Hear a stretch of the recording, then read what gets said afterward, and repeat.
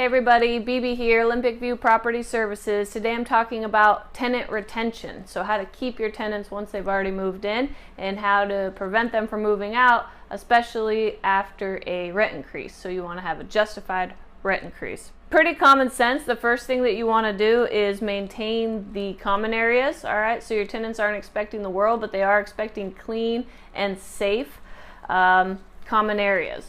So this is going to be keeping your hallways clean, making sure you're touching up paint, the laundry room, and the dumpster area. I would say that the dumpster area where trash and recycling and compost goes is a huge one. So not only keeping that swept up, but probably weekly, at least monthly, moving the dumpsters, hosing off underneath so that spills and flies and gross stuff doesn't build up under there. Staying ahead of it is going to be a big one. And then every so often actually taking those canisters, if you have those big recycle bins or those compost bin, actually doing the dirty work of hosing those out and making sure you're not having a big smelly mess for your tenants to have to deal with. Those are huge.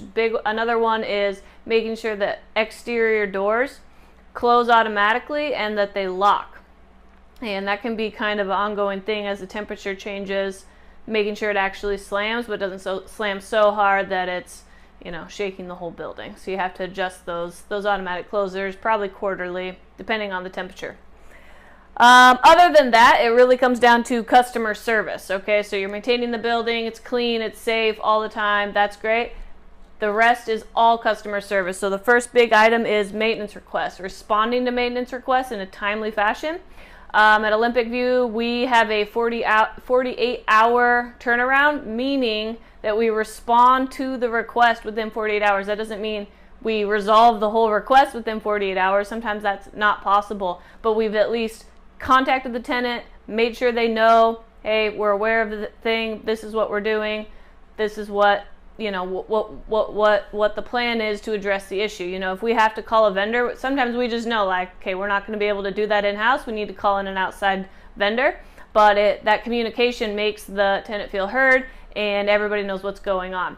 You have to remember that the tenant probably went through a week or two. I mean, most tenants go through a week or two of debating, like, should I really submit a maintenance request? Or maybe they've been putting it off for a long time. So when they finally get around to putting in the maintenance request, they expect it to be addressed immediately. So that's a big one. That's a huge one. It's a really simple thing to do. There are those, and this is kind of along the same line, is that some people just don't put in maintenance requests. They don't want to bother you. They don't want to, they don't think it's that big of a deal. They are meaning to fix it themselves. So what we do is we just do a periodic check-in. Every 6 months, we call everybody and say, what's up? What's going on in your unit? Is there anything you've been meaning to put in? We haven't thought about it. Is there any concerns you have? Every 6 months is really not that big a deal. So we just go quarterly. And a good portion of the tenants we've already talked to within the last 6 months, so we don't even have to check in with them. So it's really just picking up the slack, making sure you speak with everybody at least twice a year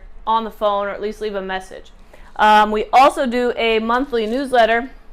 So once a month, an email goes out that is on a topic. I'll put the links to down below. We have all the topics that we do, and I'll share the ones that we use. And it's just kind of a preventative maintenance stuff, or like travel safety or whatever. Just some information for the tenants, but it's also a friendly reminder to say, hey, don't forget your rent is due. Just P.S. You got to pay that every month. And so it's just a friendly way to touch in, say, hey, here's where you submit maintenance requests. Don't forget your rent is due, and here's some information that may be valuable.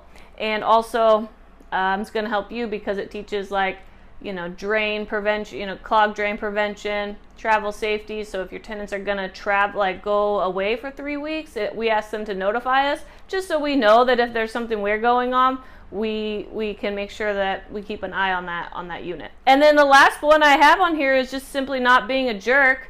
I think that's pretty important. So you have to understand, as a landlord, as a manager, whatever, things come up. Sometimes people can't pay their rent.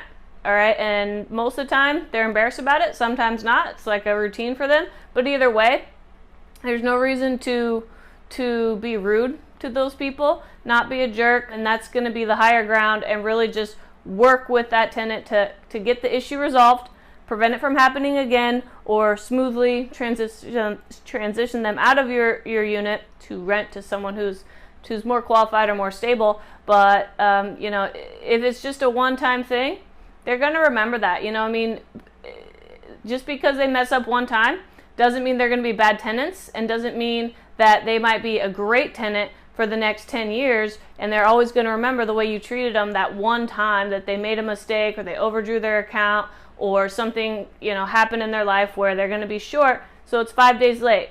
You don't have to be rude about it, and instead practice good customer service and help them through it. So those are my tips on tenant retention. Property maintenance: maintain the common areas clean and secure, respond to maintenance requests in a timely fashion, check in with people regularly, potentially set up a monthly newsletter type of system that, you know, communicates with them kind of automatically, and then also just be a good person and, you know, provide great customer service across the board, and you'll never have a problem.